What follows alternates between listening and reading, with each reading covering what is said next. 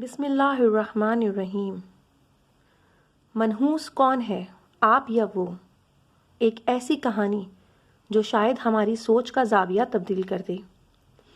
ایک مرتبہ اکبر بادشاہ سے لوگوں نے شکایت کی کہ آپ کی سلطنت میں ایک ایسا آدمی ہے جس کا منہ صبح صبح دیکھو تو دن بھر کھانا ہی نہیں ملتا۔ بادشاہ نے اسے آزمانے کے لیے بلایا اور اپنے کمرے کے سامنے سلا دیا۔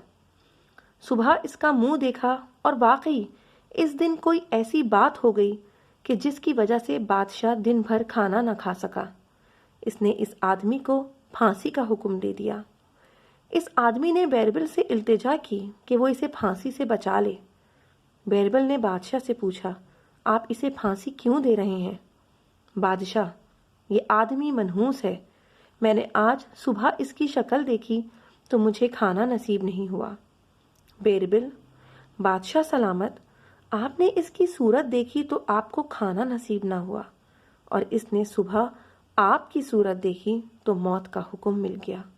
اب آپ ہی بتاؤ، منحوس کون ہے، آپ ہے یا وہ؟